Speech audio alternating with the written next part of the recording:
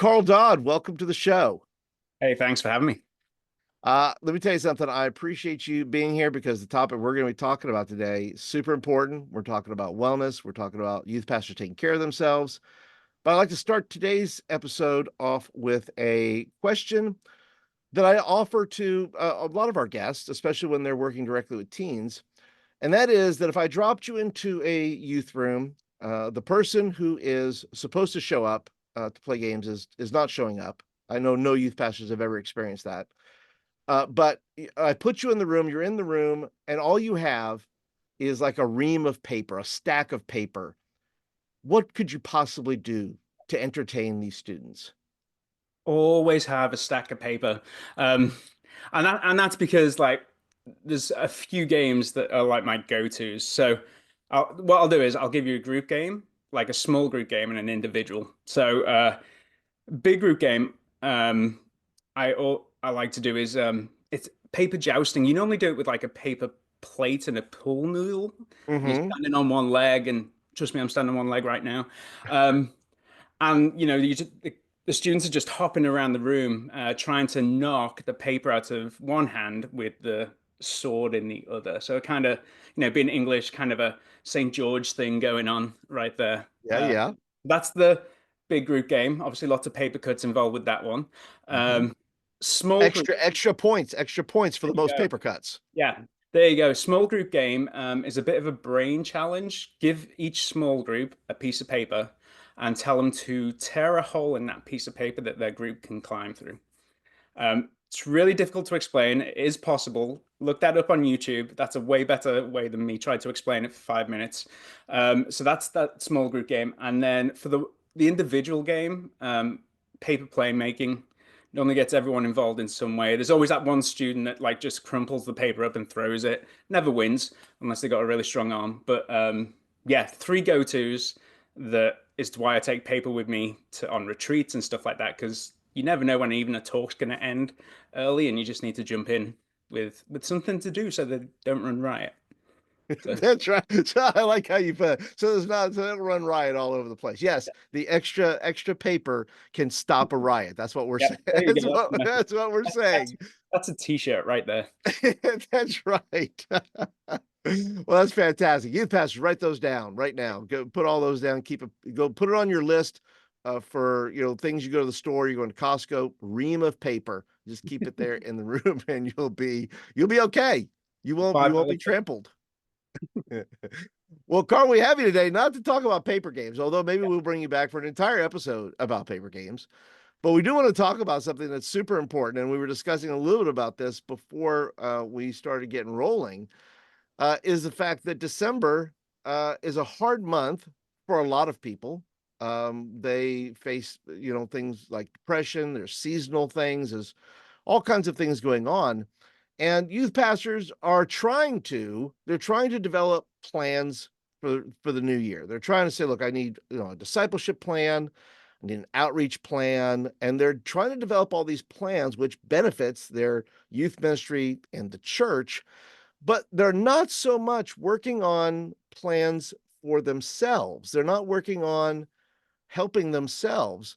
Yeah. So why should a youth pastor then, amongst all the other planning they're doing, why should they consider having a self-care or wellness plan? Let's just start with that idea of December and January. So the reason we were talking about it was yesterday, Fuller Youth Institute, and full disclosure, my wife actually works for them, but I didn't know this was coming up. She didn't tell me, but FYI, I've done a report on well-being and burnout, and some statistics have started coming out, and I think it was like 48% of youth ministry leaders would say December is a high burnout pressure month, and second to that is January, which is I think was like 38%.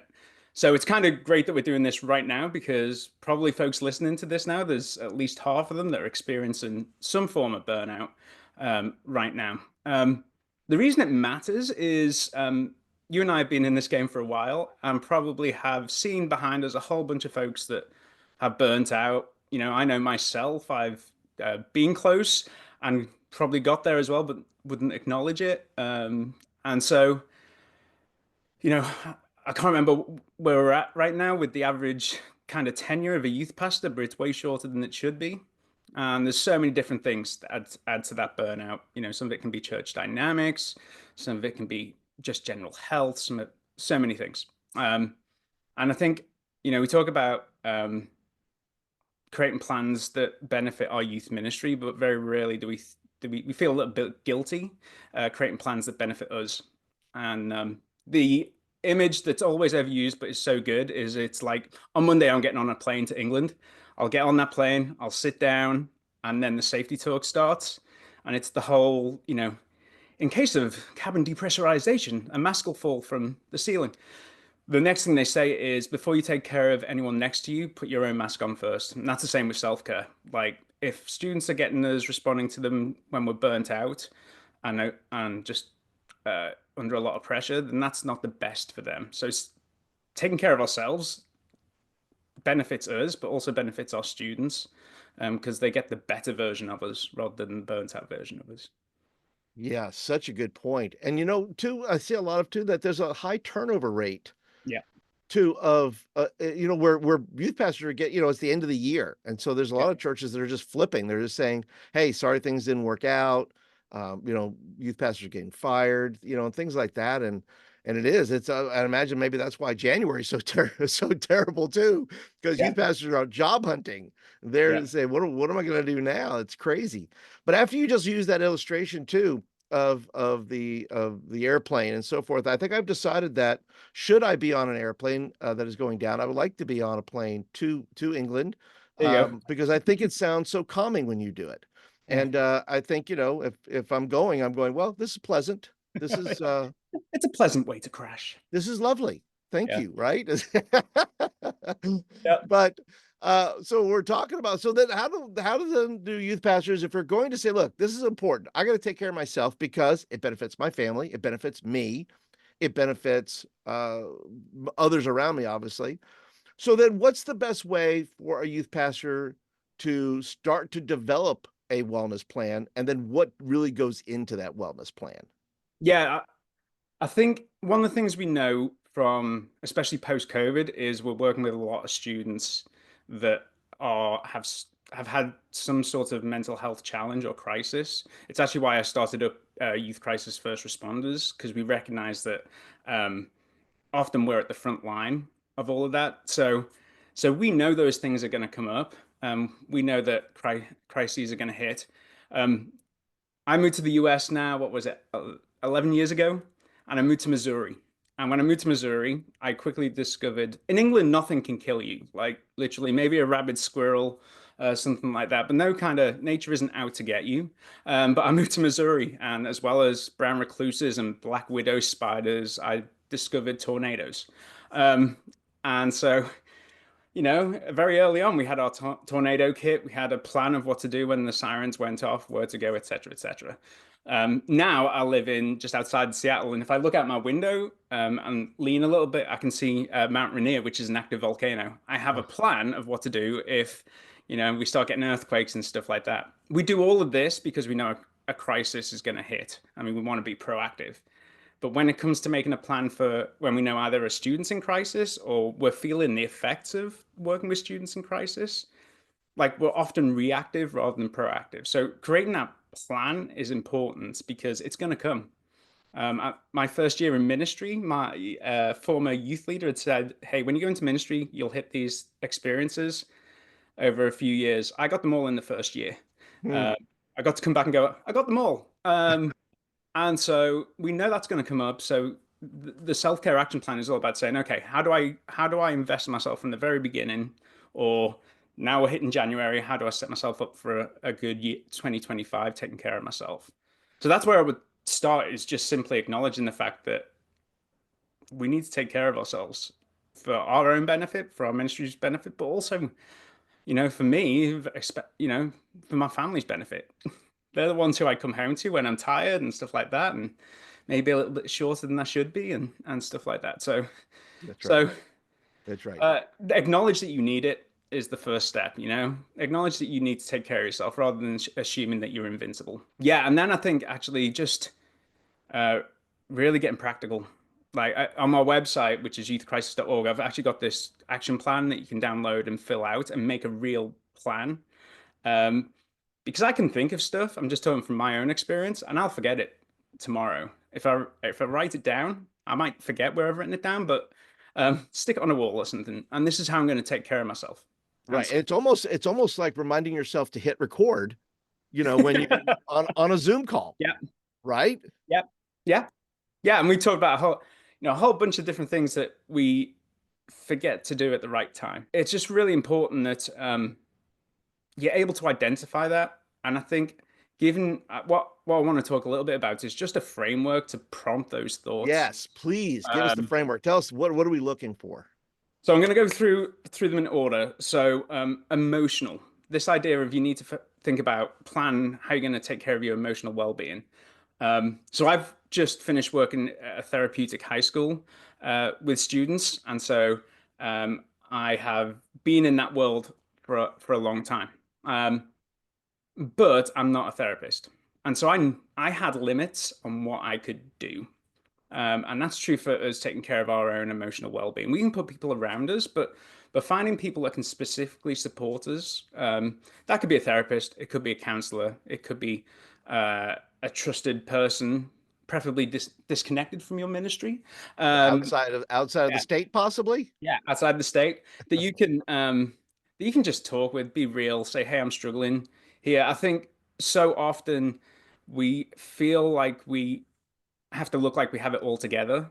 That having someone who you can go to say, "Hey, I'm wrestling with this, and I know that I can just be straight honest with you what's going on," is important because it doesn't build up. Um, a lot of times we can feel shame that we are anxious or worried or these things, and having a safe space to share on that is important. It just allows you to offload. I use the phrase secondary trauma is the real deal. So, secondary trauma is when you're working with a student in crisis and you pick up some of that trauma. Not all of it, but there'll be impacts on you, and that builds up. So you need places to detox from that trauma. Yeah, and From you have not just one, that's just one story from one kid. Yeah, If you have a large, it doesn't matter if you have five kids and they all have a traumatic story or they all have a story that impacts you over and over again, that clearly can have an impact on you. and the worst thing I would say is you might not notice it because they all seem like not a big deal, and you don't notice that cumulative effect until it hits you. And so naming it, saying, "Hey, I need to be looking for this," and that's part of the plan, is saying, "Hey, I want to look for like where I'm feeling these effects." So yeah, so that's the emotional side of things. Spiritual, because very often, we joke that we get paid to go to church and read our Bible. Um, it's often one of the things that, like, if you're only reading your Bible because you're prepping for Sunday or Wednesday, that's a good sign that things aren't going well. That maybe you need some extra care and support. But also, again, being proactive, going, "Hey, when I'm my most busiest, when I'm in December and I'm just feeling all these things, like, how am I going to front load that in November with some just taking care of my spiritual self, entering into all of that?" So that can look like go to church outside of your church every so often, just to be sat in the pew or the chairs with nothing to do, nothing to worry about. You can go and drink coffee with everyone else at the end and just relax. I think finding like a group of folks that you can just do like faith with, that could be other youth pastors. It could just, again, something that's unique. It could be jumping on a Zoom call with a bunch of folks. I gather with youth pastors as well to just connect.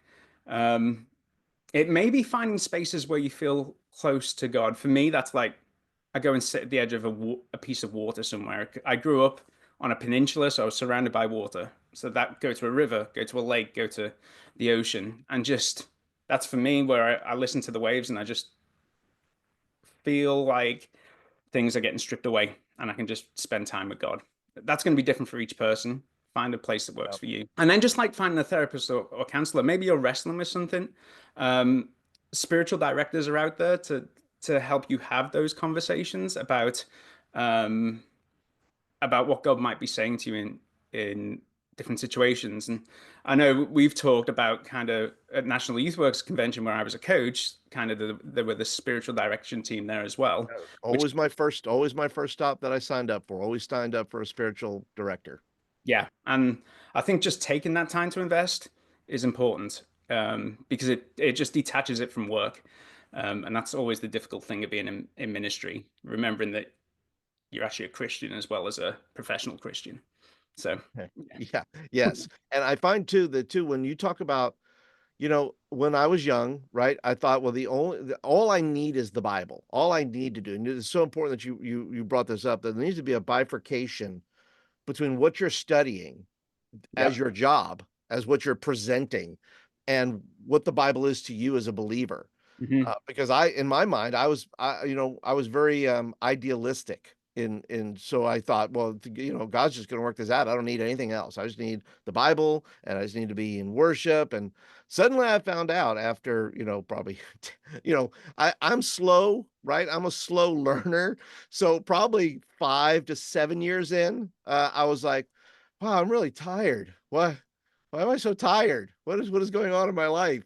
And I wish I would have sat down with Carl Dodd and said, "Hey, what's going on with my life?" And you would have given me all these great thoughts, which means, by the way, that if you're a brand new youth worker who's watching or listening to this, you need to go right now. Well, not right now, finish the episode here, but go to youthcrisis.org. There's resources for you to help you, because if you're brand new to youth ministry, you can have that. And idealism in and of itself isn't bad. It's just that we create this little world, that everything's going to be, just perfectly fine. And suddenly, when things are not perfectly fine, we got to have a plan. As Carl says, you got to have a wellness plan. yeah. I was going to say, Paul. Unfortunately, at that time, Caldwell was in exactly the same space as you. Um, And so it's that idea, that I'm going to go into ministry to get closer to God. And that's a false narrative. Like, get yourself, invest in getting yourself in a good place. Like, if you're Yeah. in ministry, front load that as much as you can. Um, Yeah. Ministry, AKA the wilderness, yeah, occasionally. yeah. You don't know what you're getting. So you don't know, you really don't know what you're Like, getting into. it's like, oh no, I'm looking behind the curtain right now. That's That's right. You are watching how the sausage gets made. exactly. So you're on one side and you're going, "Oh, this is great. This is wonderful." Now you're back there with gloves on making sausage. And you're like, Yeah. what is happening? This is I nothing think like I thought it was going to be. it's that whole idea of like you have these mountaintop experiences. Like we went to a retreat and 10 kids wanted to give their life to Jesus, and you get back and your first conversation was someone who saw what state the van was in when you brought it back, and that's what you're actually dealing with. And so it's all those things that have an impact. That take your focus off what God's been doing to, okay, now I'm dealing with real people. And the next thing on the list is the thing that suffers, which is like your social life. This idea, if your youth group or your volunteers have become your social life, then probably you need to get out more and get back into that. So go out for meals with friends, kind of, get back into stuff that, if you're working a 80, 90-hour week that you just have not had time to do. Sometimes setting those boundaries with churches can have consequences. They kind of start seeing you as, well, you're a little bit inflexible now. You kind of, it's like, no, it's called boundaries. And it's to make sure that I can do this for a long time. So there's the social side, there's the physical side. Like, there's only man and woman cannot live on pizza alone. Oh, But I think for me, one of the signs that I'm getting in a good place is I'm being way more physical and playing soccer, or I'm going out. I'm just about to hit snowboarding season, which gets harder each year. I get older, but start making those plans. That might just be going out for a walk because you've been sat down at your desk for like 4 hours trying to work out what's going to happen on Sunday. Like, do something. For me, it can even be chopping wood. Gets a little bit of a frustration out when you chop some wood and take the opportunities in time as well. So I've just left, like I said, I was working at school for 8 years. Like my drive each day there and back was 2 hours to 2.5 hours each day. And so when I left there like a couple of months ago, like I started texting everyone going, hey, I have time. Do you want to grab some food? Do you want to do this and stuff like that? It's like right now I have time. So if you're blessed with that opportunity to recognize, okay, now is not the time to sit on my sofa. Now is the time to I've got no expectations of me right now while the kids are at school. So let's go and do some fun things.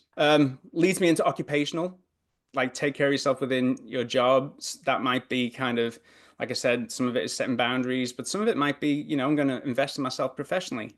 It's this difference between kind of, we would love churches to just be like family, but we are employees.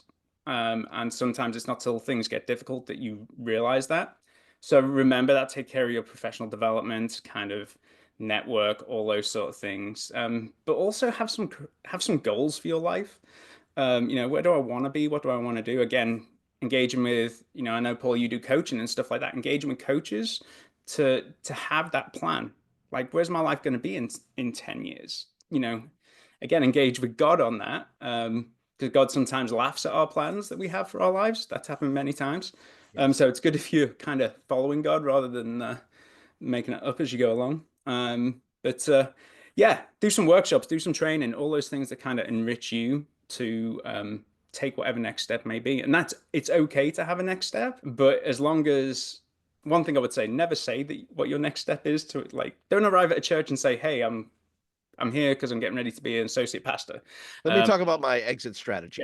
like don't lead with that. That's not going to work for you. But in the background, again, separate, just say, hey, like I know that I'm not going to probably be at this church until I retire, you know. So what would a next step look like for me? So there's that side of things. For me, that looked like during COVID, I got trained as a youth mental health first aid instructor because I always knew that I loved being in front of people giving training, and so I've been able to do that on the side. I've had it as a fallback if anything ever goes wrong and stuff like that. So plus, I really think folks should be trained up to respond to youth mental health issues. So there's all that side of stuff.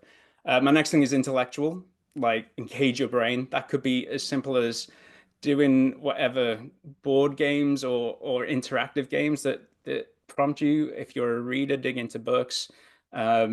Just don't let your brain sit silent. Now I have ADHD, so my brain never sits silent. But focus sometimes helps. That might be a better way of doing it.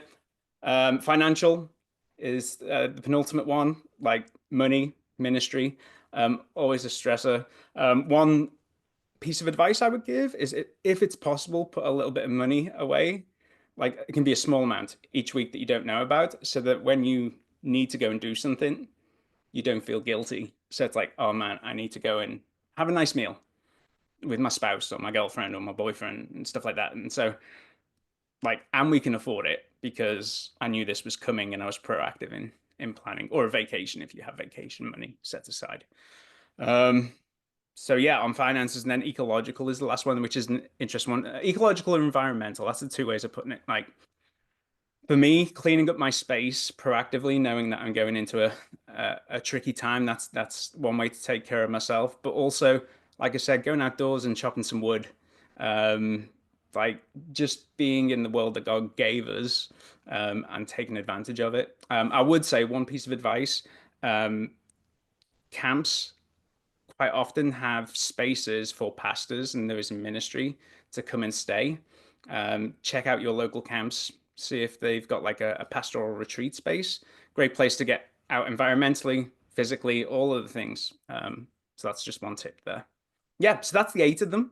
Again, like you can download the planning sheet from our website, youthcrisis.org. But yeah, just to help you walk through that. Well, those are tremendous, worth the price of admission, folks. If you There you if go. you're here and you jotted those 8 things down, you're going to walk away a whole lot better today. I like the point too about just putting money away. That can immediately relieve some stress. There's look, Yeah, I have a little bit of money that should things go sideways in the ministry. That yeah, look, at least we have something that says, hey, we can function, yeah. outside of this position. And trust me, when I give that advice, I also know how difficult that is for those in ministry. It's not like a pie in the sky thing. It's like that's difficult to do, but it's It also is. something that's why I said it could be like $5 or whatever. Yeah. Yeah. Whatever you can do. Yeah. And you can also, by the way, just an extra bonus here is a lot of this coaching or even therapy, other things, you can build that. There's many churches, at least if you do your budget correctly, and you do a budget every year, you can put that under personal development. Yeah, There's usually a personal development. If your church does not have a personal development line item in your youth ministry budget, that yeah, probably needs to be brought up, because those, you can put some of those things in there, whether it's a, you can put in things like you're saying, hey, I want to go to a camp. I want to yeah, go to a camp for a day retreat. yeah, I want to take a class yeah, at a college. I want coaching. I need some youth ministry coaching. I want, I need, feel like I need an hour of therapy once a quarter or whatever yeah. that is. That can be part of a youth ministry budget. To me, if a church is wise, they will include that if they want to keep you longer than the typical, which may be 18 to 22 months or whatever it may be currently for a youth pastor. Yeah. If a pastor wants you, that should be included in the whole package. That's definitely like a green flag for me is the fact if a church is talking about your well-being when you're getting hired, then they know their stuff, and they're actually being as proactive as you should be. I used to work alongside a veteran youth pastor, middle school pastor called Nate Rice, who became a therapist. He actually thought of the name Youth Crisis First Responders. I just stole it with his permission. But when we were doing training, he would talk to a lot of young youth pastors about building up your Rolodeck of therapists. I then pointed out that no one in the workshop understood what the Rolodeck was. I will Um, put a picture, by the way, for you youngsters. I will yeah, put there a you go. picture right at this point of what a Rolodex is. But basically, build up your contact list of therapists in the area. Reach out to them. Christian therapists. You can go. I put some links on my website. Go to Psychology Today and look up Christian therapists in your area. Get to know them either for yourself or for your. See if they're people you can trust. Say, hey, can I just talk to you a bit about your approach? And then when a student comes to you in crisis, you say, hey, I know these folks that you could check out. Here's some of their pricing. These are the ones that can do it for free, et cetera, et cetera. Absolutely. An excellent idea. Keep those things on your speed dial, that if you need Yeah. to get a hold of somebody, have those list of people that you can trust, that if a student brings something to you that you don't feel quite qualified for, or a student needs some extended help, then those are the folks that you want to have in your phone. Yeah. So we've dealt with the fact that the youth pastor is going to do a wellness plan for them. Let's Yeah. talk real quick about the way that a youth pastor can use their wellness plan. That once they start developing this, and maybe they've had it for a little while, how can they use their own wellness plan then to create a culture of wellness for their students and their volunteers? Yeah, it's having that opportunity, like creating opportunities for conversation, even sharing like, hey, I'm not going to be contactable this day because I'm going for a hike, and this is part of my wellness plan, and naming it, don't feel guilty about it. Um, I caused controversy in the church once, because No. many times, but this one Oh time, my. because for the first time ever, I mean, they'd had youth volunteers that had worked for a while. They've been doing it for years. But one thing I wanted to start was asking them every year for not a little bit of an annual commitment, but more of a, hey, I want to go and think about this yourself, talk with your family.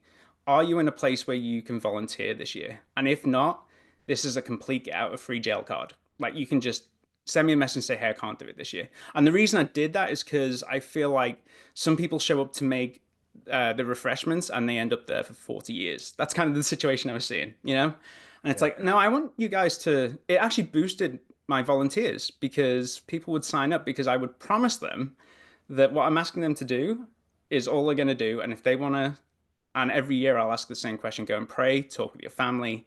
Um, some people thought I was challenging their loyalty and ability to do it because, like, I've done this for years. I don't, it's like, no, no, I want you to take care of yourself. So setting that culture um, can cause even that was an opportunity because you get to talk about, hey, this is why I'm doing it. Um, I believe our students benefit from that because, again, um, we often have our church face, our church mask that we put on. And yeah, I remember when all those years ago when I was training for ministry, someone speaking about, I was always told, don't preach about what you don't know. In other words, don't say, hey, I actually am still thinking about this myself. And that's true for mental health as well. This idea of like, well, the Bible says do not worry. So I can't say that I worry because then I'm committing a sin. It's like, no, there's way more to it than that. Um, and so be real with students in an appropriate way. And that's the thing. It's like be real, but remember that you're still the youth pastor, the youth leader, stuff like that. So um, it's you have we've talked about all these people over here that can support you um, personally, but also say to students, you know what? That classic why the you know if someone has done something, why did God allow this to happen? It's like, you know what? I struggle with that too. And I have to sit and, sometimes I'm frustrated at God that this has happened, but God's God. I figure he's big enough to handle me being frustrated and understand. And so, it just creates that reality of it's okay. You don't need to throw everything out because you're struggling with this one thing. I think it just creates that culture for students. It allows them to feel safe to talk about um, their mental health. There's this commonly held view that if you talk about things like suicide, then students will think more about suicide. Uh, they've done the research. It's the exact opposite. The more you talk about it, the more your people aren't keeping it in. And we could probably go through, different memories of folks that we didn't know stuff was going on with, and suddenly something happened. And because they were hiding it, they were holding it in. It's that whole pressure valve thing. If you're allowing people to just talk, then it creates that health. Because it's going on even if you hear about it or not. So by saying, like Fully Youth Institute again, sorry, wife works there and actually was involved with this curriculum. They wrote No, Faith in promote yeah, away, they please. wrote Faith in an Anxious World, which is about how to engage students in faith conversations with anxiety, which of course we know has been on this big rise and increase even before COVID. But how do we have those conversations and see it as not antithetical to being a Christian, but actually God being. I think one of the images that's used is that Jesus gets in the boat during the storm.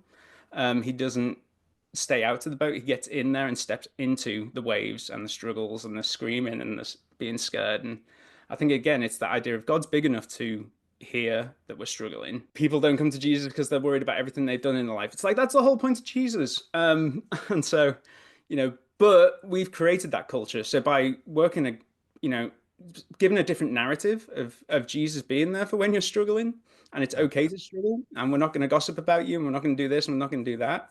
Um, Shows that you care, but also leading by example. Um, you know, sharing appropriately Hmm. uh, is important because it's like, okay, I can step into these conversations, and sometimes they take you by surprise. A student will share something, and then you've got seven students all sharing the same thing at once. Oh, you have that? Oh, I have that. Um, and it's like, guys, why are you not talking about this? It's like, well, I talk about it at school, and that's the question. Why is it easier to talk about mental health at school than church? Like we should be the place where we can introduce how God steps into that. So the more and more we do it, the more and more we set that example in our own lives, the better it is for our students, and the more focused on Christ as healer places that central role. 100%. Because youth pastors, if you're, if you're taking care of yourself, it creates a ripple effect. You're the example of what you're trying to be the example. You're not going to get it perfect all the time. Just like Carl will say, you're not going to get perfect all the time. But the more you practice these wellness steps, the more evidence you have for passing those along. When you say you can't do something, you're saying no, you're teaching other people that it's okay to say no. Yeah. I don't have to do that all the time. I don't have to be at this appointment all the time. I can take a day where I can just be off by myself, or those type of things. And I think that's so critical, Carl, that youth pastors are watching and they're listening. Go, you know what? I'm not just doing it for me. I'm doing it for me, but when I do it for me, it's going to add a tremendous amount of benefit to the people around me, my students, the church that I'm in, and so forth. So if you can be well, they used to say that hurt people, Yeah. right? But I think well people can help people get well as included in that. Yeah. Again, to quote Nate Rice, I always like to attribute when I steal. He would often talk about we are built for relationship, we're hurt in relationship, we're also healed in relationship, and I think that's just important as well. Yeah, just having that play out in what we do around students just catches. Yeah.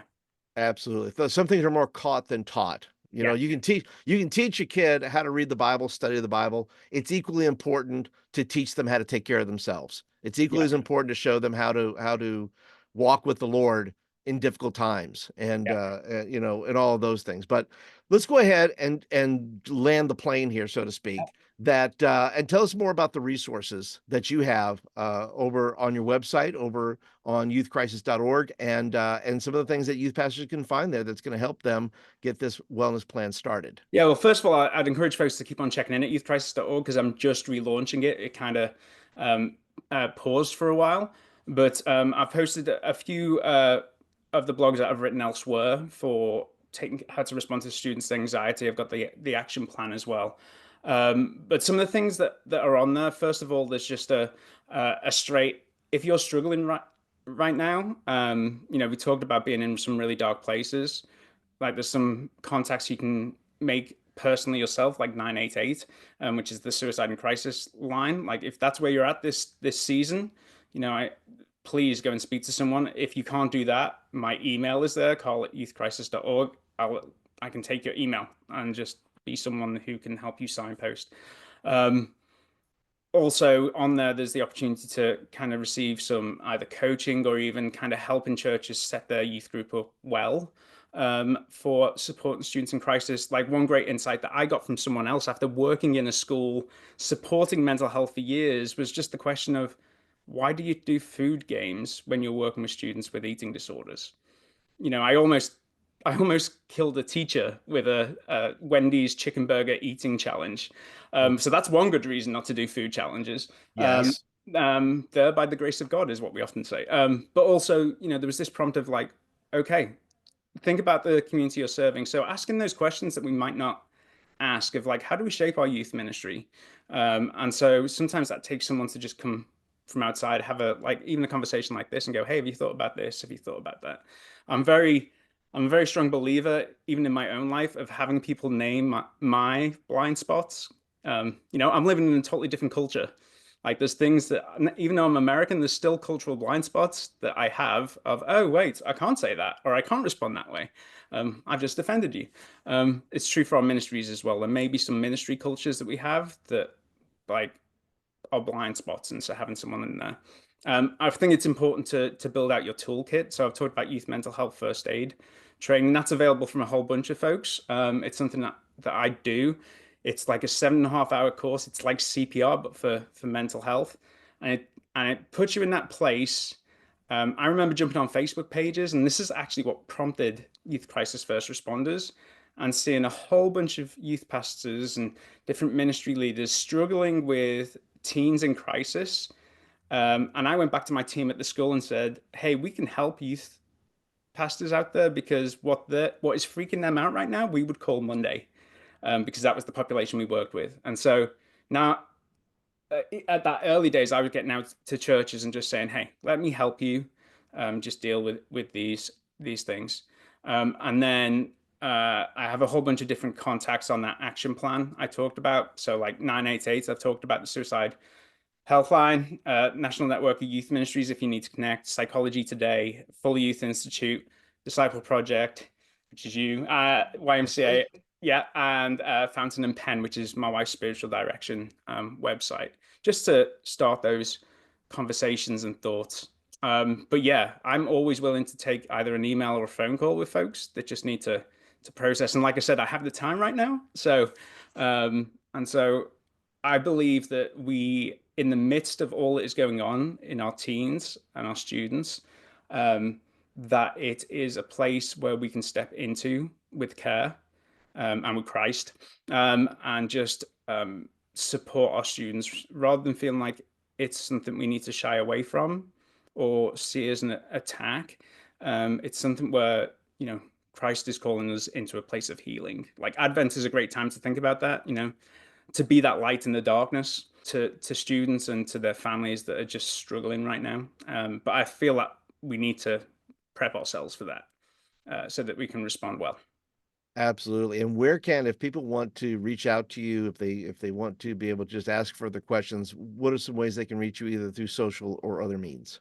Yep. I'm on Facebook. I think if you look up Carl Dodd, Coldod 77, which unfortunately gives you my year of birth. And so uh, on Facebook, also if you look up Youth Crisis First Responders on Facebook, that'll take you to that page. My email, and please write this out. Unless if my name's on the video, that's fine. But Carl, I have to say it with my American accent. It always makes people laugh because otherwise I get Kyle or Carol. So CARL at youthcrisis.org. That's my email. And then LinkedIn, I'm on LinkedIn, and I can give you all those links for that to. Yes, all the links will be down in the description and in the show notes. Carl Dodd, what a wonderful conversation. Thank you for being here today. Thank you. Thanks for giving the opportunity to talk about this. I do believe it's like really important, and it could transform like how we do. If we wrestle with this, then it could transform folks being in ministry longer, like going deeper, all that sort of stuff. So thank That's you. right.